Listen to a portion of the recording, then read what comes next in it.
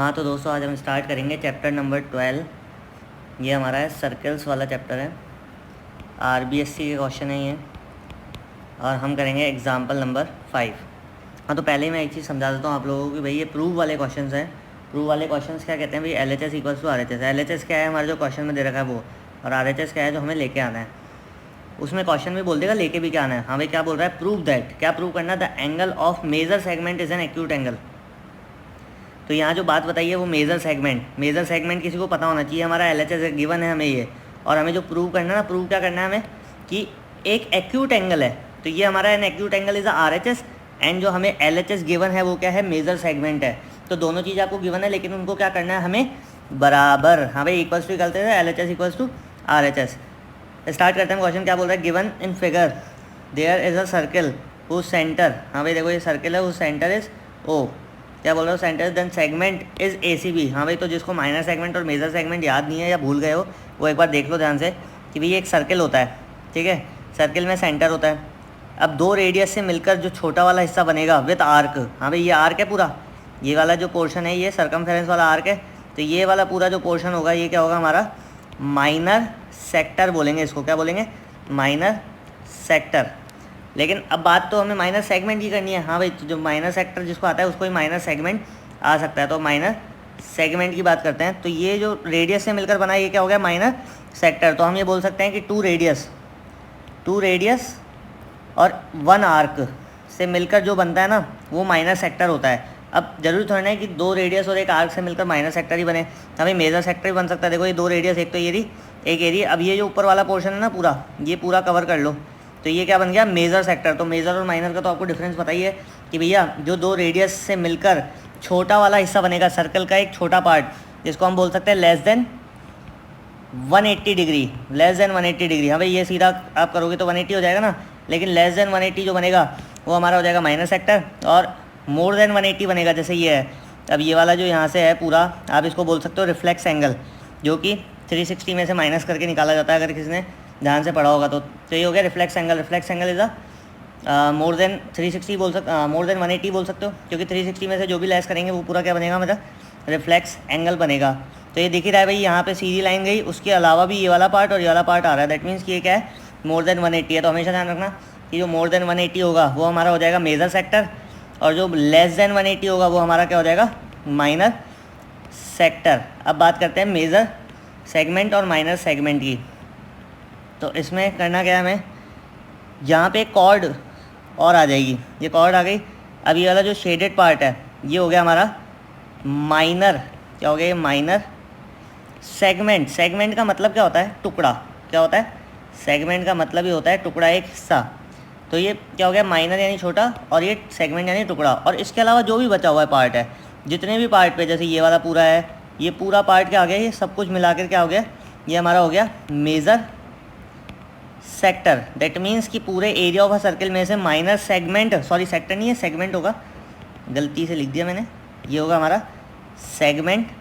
तो हमें ध्यान रखना है कि भाई पूरे सर्कल, पूरे एरिया ऑफ अ सर्कल में से, एरिया ऑफ अ सर्कल में से अगर हम माइनर सेगमेंट लेस कर देंगे तो जितना भी पार्ट बचेगा वो मेजर सेगमेंट होगा। ऐसे ही माइनर सेक्टर में भी है कि एरिया ऑफ सर्कल में से अगर माइनर सेक्टर लेस कर देंगे तो बचेगा जो वो क्या होगा? मेजर सेक्टर होगा। तो यही पूरा खेल था इसमें। जो रेडियस से मिलकर बने वो क्या है हमारे? माइनर सेगमेंट, सॉरी जो रेडियस से मिलकर बने वो क्या है हमारे? माइनर सेक्टर या मेजर सेक्टर। और जो रेडियस से नहीं कॉर्ड से मिलकर बने, हाँ भाई ये कॉर्ड से मिलकर बना था पूरा पोर्शन ये वाला, तो ये क्या हो गया हमारा? Minor segment. सेगमेंट कैसे ध्यान रखो? टुकड़ा, कोई भी एक टुकड़ा हो तो उससे हमें ध्यान रखना है। अब बात करेंगे हम क्वेश्चन के ऊपर। क्या बोल रहा है? In figure there is a circle whose centre is 0 नहीं ओ है, then segment is A C B. हमें प्रूव क्या करना है कि भाई ए सी बी क्या है? Is less than 90 degree.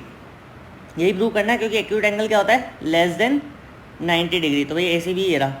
अब ए सी बी का रिलेशन जो दूसरा एंगल है वो क्या है? ए ओ बी। ए ओ बी से रिलेशन है, आपने एक थ्योरम पढ़ रखी है कि इसमें आगे लिख रखा होगा, मैंने थ्योरम लिखी नहीं है इसमें, सबटेंडेड बाय एन आर्क लिख रखा है। Angle subtended by an arc A B at the centre, angle A O B. तो आपको पता है कि भाई जो सेंटर पे एंगल बनता है वो उसके रिमेनिंग पार्ट, सर्कल के किसी भी रिमेनिंग पार्ट पे जो एंगल बनता है उससे क्या होता है? डबल होता है। क्या बोला मैंने? ये एक थ्योरम है बकायदा 12 चैप्टर में, कि जो भी सेंटर पे सर्कल बनता है, वो सेंटर पे एंगल बनता है, आज गलतियाँ बहुत हो रही हैं मुझसे, सेंटर पे जो भी एंगल बनता है वो क्या होता है, remaining part of the circle. हाँ भाई सर्कल, ये पूरा सर्कल है, इस सर्कल के रिमेनिंग पार्ट पे चाहे फिर यहाँ पे बने चाहे फिर यहाँ पे बने, remaining part of the circle पे कहीं पे भी अगर कोई एंगल बनता है तो उसका क्या होता है, सेंटर वाला जो एंगल होता है वो डबल होता है उससे। तो ये क्या होगा, जो सर्कल सर्कमफेरेंस पे बन रहा है वो क्या हो जाएगा, उसका हाफ हो जाएगा, हाफ। तो यही चीज़ हमारे यहाँ पे काम आने वाली है इस क्वेश्चन में। जो सबसे इंपॉर्टेंट चीज़ हमें जो समझना है इस क्वेश्चन में वो यही है। अब बात करते हैं कि भाई टू प्रूव आपको लिख दिया, कंस्ट्रक्शन आपने क्या किया कि भाई join O A O B and A B. हाँ भाई O A O B and A B, O A O B and A B को हमने क्या कर दिया, यहाँ पे ज्वाइन कर दिया। और उसके बाद हमने करा भाई angle A C B is half of angle A O B. ये देखो वही वाली प्रॉपर्टी लगा रहे हैं, ए सी बी क्या है हमारा, ए ओ बी का हाफ है। तो ए ओ बी को हाफ क्यों लिखा भाई, क्योंकि दोनों के बीच में इक्वल्स टू लगाना है ना। ए ओ बी जो है वो है डबल, क्या है वो, डबल है किससे, ए सी बी से। अभी थ्योरम बताइए कि भाई किसी भी remaining part of the circle पे जो भी एंगल बनेगा वो सेंटर ऑफ द सर्कल से क्या होगा, हाफ होगा। ये तो क्या होगा, हाफ होगा, और ये इसका क्या होगा, डबल होगा। तो वही लिख दिया इसने, एंगल ए सी बी को हम थोड़ा ना हाफ कर सकते हैं, ए सी बी तो ऑलरेडी हाफ है, तो हमने ए ओ बी को हाफ कर दिया, जिससे कि क्या हो गया हमारा ये इक्वल हो गया। अब हम लिख सकते हैं A O B is equals to 180 degree. हमें थोड़ा सा क्लियर करके चले तो हौच पौच नहीं होगा आप लोगों के लिए। Angle A O B is less than 180। हाँ भाई A O B less than 180 क्यों, क्योंकि भाई सीधी लाइन नहीं है। अगर सीधी लाइन होती तो क्या होता है, ये सीधी लाइन होती तो 180 डिग्री फॉर्म करता, या 180 डिग्री से ज़्यादा फॉर्म करता अगर सीधी लाइन से भी ऊपर जाता तो ये क्या है, लेस देन 180 है। तो हम ये लिख सकते हैं कि भाई इसका हाफ और इसका भी हाफ कर दो तो भी ये क्या होगा, लेस देन ही होगा। भाई आपके पास 50 रुपये है, मेरे पास 100 रुपये हैं, दोनों का हाफ कर दो।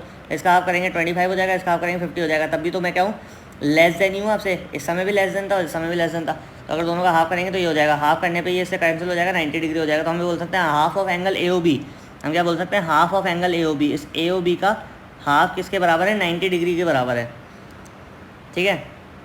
तो हमें from equation 1 and 2 we get that angle A C B is less than 90 degree. कैसे भाई, ए सी बी कैसे बात हुई, यहाँ ए ओ बी की बात चल रही थी यहाँ, तो आपको ये पता है ना भाई कि हम ये लिख सकते हैं इसकी जगह half of angle A O B is less than half of angle 180 degree, half of 180 degree, मतलब half of angle A O B is equals to 90 degree. और half of angle A O B किसके बराबर है, हमें यहाँ लिखा था हमने, half of angle A O B is equals to angle A C B with the theorem of this chapter, ठीक है। एंगल ए सी बी क्या है, हाफ है किसका, एंगल ए ओ बी का।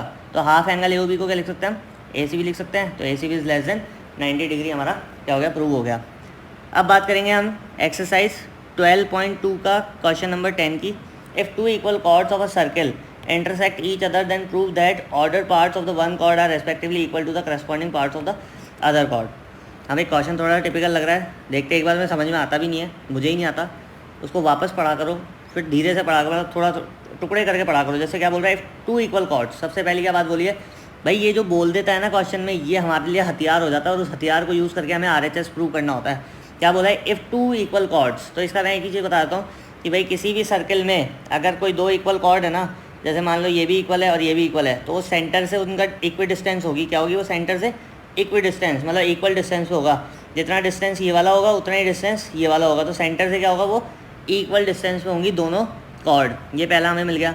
Of a circle intersect each other, और एक दूसरे को इंटरसेक्ट कर रहे हैं, then prove that order parts of one chord are respectively equal to the corresponding part of the other chord. तो मतलब ये कहना चाह रहा है कि ऑर्डर पार्ट ऑफ द, अगर बात करें कि हम ये हमने सर्कल बनाया, ठीक है भाई, एक कॉर्ड यूँ जा रही है, एक कॉर्ड यूँ जा रही है, हमें कॉर्ड पता है सेंटर को टच नहीं करती, ये चीज़ ध्यान रखना। तो मान लो ऐसे कॉर्ड जा रही है, अब ये बोल रहा है ऑर्डर्ड पार्ट, ऑर्डर्ड पार्ट मतलब कोई सा भी, मान लो ये हिस्सा और ये हिस्सा, ये क्या है, दोनों इक्वल हैं, या फिर यहाँ तक हिस्सा और यहाँ तक हिस्सा, ये दोनों क्या है, इक्वल है। तो इस तरीके से हमें क्या करना है, इसमें ऑर्डर पार्ट बोला है, कोई सा भी हो सकता है order part, respectively equal to the corresponding part of the other chord. क्या बोल रहा है, let on a circle O are two equal chords A B and C D. हाँ भाई ये मैंने डायग्राम बना रखा है, ये हो गई हमारी ए बी, ये हो गया सी डी कॉर्ड थी, और इसमें प्रूव क्या करने के लिए भाई A P equals to C P. हाँ भाई समझना है यहाँ से ध्यान से बात कि ए पी यहाँ तक है और सी पी भी आधी है, और दूसरा जो बोल रहा है वो P B equals to P D. हाँ भाई ऑर्डर पार्ट है ना, पी बी ये रहा और पी डी ये रहा, तो order part means that means कि जो उसको टू इक्वल पार्ट्स में डिवाइड कर रहा है, तो वही यही चीज़ है जो उसको इक्वल पार्ट्स में क्या कर रही है, डिवाइड कर रही है। हम इरेज कर लेते हैं, थोड़ा सा खाली मैदान रहता है तो पढ़ाने में मज़ा आता है। अब ये बोल रहा है A P equals to C B और P B equals to P D. तो आपको दिख ही रहा है कि भाई यहाँ से पूरा कट रहा है बीच में से, तो दो इक्वल पार्ट्स में डिवाइड कर, दो इक्वल नहीं बोलूँगा, इक्वल तो यहाँ से कर रहा है कि ये परपेंडिकुलर बाइसेक्टर का काम कर रहा है ना। क्योंकि हमेशा ध्यान रखना कि किसी भी सर्किल में अगर कोई कॉर्ड है तो वो सेंटर से उस कॉर्ड पे क्या बनाएगा, परपेंडिकुलर। क्या बनाएगा, परपेंडिकुलर। ध्यान रखना इस बात को। अब हमने कंस्ट्रक्शन किया draw O L perpendicular A B.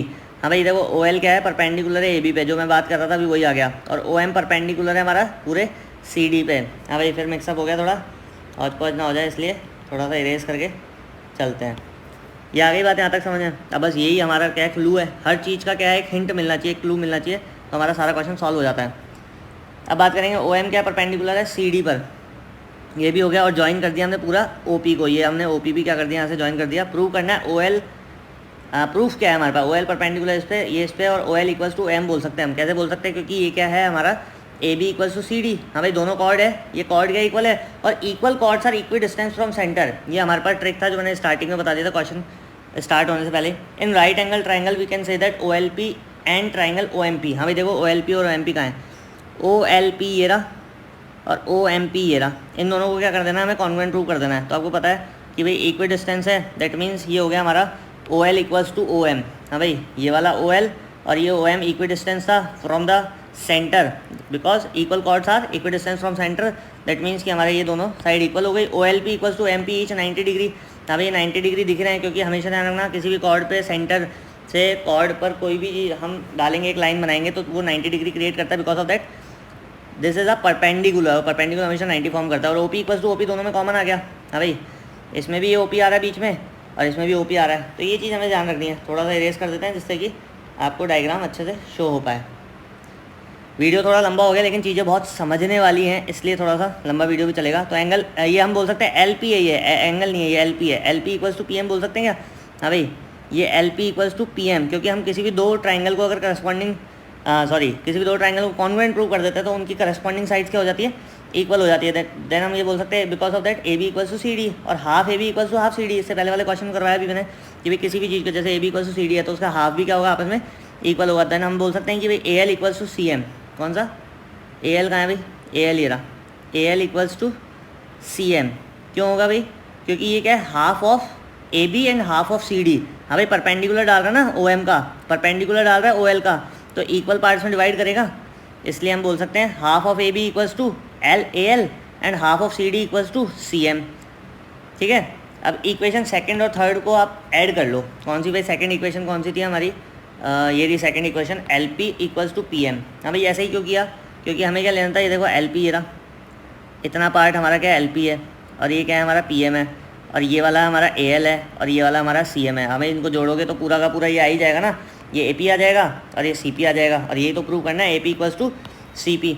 तो हमें चीज़ को उसी तरीके से घुमाना है जिस तरीके से आर एच एस हमें प्रूव करना है। तो देखो एल पी में ए एल ऐड करोगे ए पी आ जाएगा, और पी एम में सी एम ऐड करोगे पी सी आ जाएगा। सी पी भी बोल सकते हैं इसको, एक ही बात है, कैसे भी लिख लो। तो ए बी अगर इक्वल्स टू है सी डी के, तो हम बोल सकते हैं ए पी इक्वल्स टू क्या हो गया हमारा, ए पी इक्वल्स टू क्या हो गया, सी पी हो गया। अब इन दोनों को सब्ट्रैक्ट कर दो। कैसे सब्ट्रैक्ट करोगे भाई, पूरे ए बी में से अगर मैं पूरा का पूरे ए बी में से ये मैं लेस कर दूंगा ए पी, तो मेरा क्या बचेगा सिर्फ पी बी। यही तो प्रूव करना है, पी बी। पूरे के पूरे सी डी में से मैं लेस कर दूंगा ये वाला पार्ट सी एम, ये वाला पार्ट, तो मेरा जो बचेगा पार्ट वो हो जाएगा। वापस बहुत हौच-पौच हो गया। तो चीज़ें ना थोड़ी समझने वाली हैं, इनको लेके बैठोगे ना क्वेश्चन को और तरीके से समझोगे भाई हर चीज़ का हमारे पास ट्रिक होना चाहिए, वो ट्रिक होगा तो फिर आप लोग इस चीज़ को ईजिली सॉल्व कर पाओगे। तो हमारा पी बी इक्वल्स टू भी क्या हो गया, पी डी हो गया। इस चीज़ को आप इससे भी समझ सकते हो कि इसमें क्या है, ए बी ये वाली जो लाइन जा रही थी और ये वाली लाइन जा रही थी सी डी, ये हो गया हमारा ए बी और ये हो गया सी डी। तो जब यहाँ तक का पार्ट इस पार्ट के इक्वल है तो जो बाकी बचा हुआ पार्ट भी बचे हुए पार्ट के इक्वल होगा, because of that A B equals to C D, क्योंकि वो पूरी साइड ही इक्वल है।